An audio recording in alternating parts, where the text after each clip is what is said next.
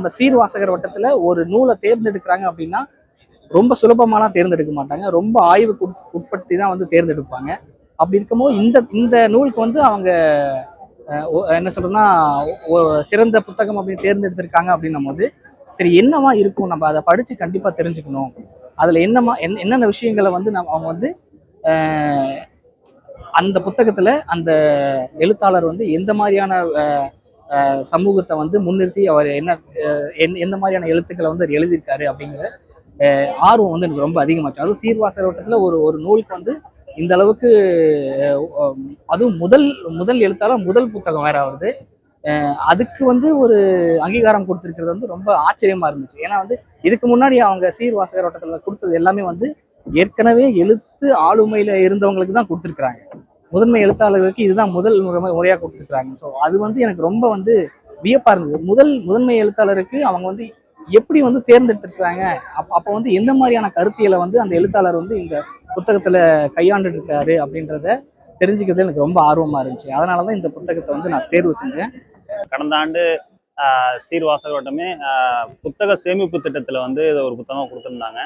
அது வந்து நல்ல அதனுடைய ரீச் ரொம்ப அதிகமாகவே நல்ல மக்களிடையே போய் சேர்ந்ததுனால அதோடைய கதை கருவும் வந்து ரொம்ப சமூகம் சார்ந்து மக்கள் சார்ந்து ரொம்ப நுட்பமான விஷயங்களை பேசக்கூடியதாக இருக்கிறதுனால மக்கள் ஆதரவு வந்து ரொம்ப பெருசாகவே இருந்துச்சு. அது விந்தன் விருது அறிவிச்சதுக்கு அப்புறமும் இப்போ வந்து நம்ம ஸ்டாலுக்கு வரவங்களாம் பார்த்தீங்கன்னா புத்தக சேமிப்பு திட்டம், அடுத்தது அவங்க எடுக்கிற அந்த விலை மக்கள் பதிவு புத்தகங்கள் இது கூட சேர்த்து வந்து கெளிமுத நாவலுக்கும் நிறைய ரெஸ்பான்ஸ் தராங்க.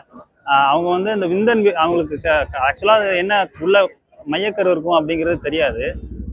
எடுத்துட்டு அந்த விந்தன் விருது வழங்கியிருக்கிறாங்க. அப்போ அதில் என்னவா இருக்கும், அப்போ ஒரு சமூகம் சார்ந்த ஒரு புத்தகமா இருக்கும், அது ஒரு மக்களுக்கான புத்தகமா இருக்கும் அப்படின்ட்டு மக்களோட ஆதரவு இதுக்கு நம்ம எதிர்பார்த்தது, சீர்வாசகர் வட்டம் எதிர்பார்த்தது இதுக்கு அந்த இலக்கு அது அடைந்திருக்கு அப்படின்னு தான் சொல்லணும்.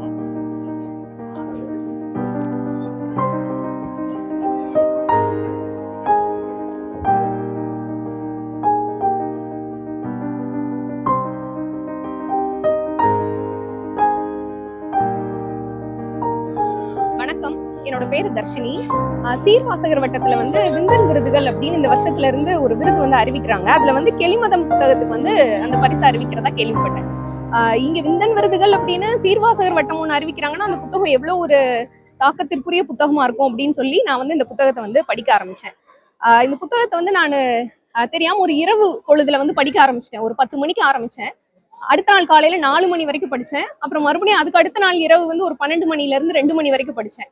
அடுத்து தொடர்ந்து ஒரு 4 நாட்கள் என்னால தூங்கவே முடியல. அந்த அளவுக்கு வந்து ஒரு தாக்கத்தை ஏற்படுத்தக்கூடிய புத்தகமா இந்த கெளிமதம் புத்தகம் வந்து இருந்தது.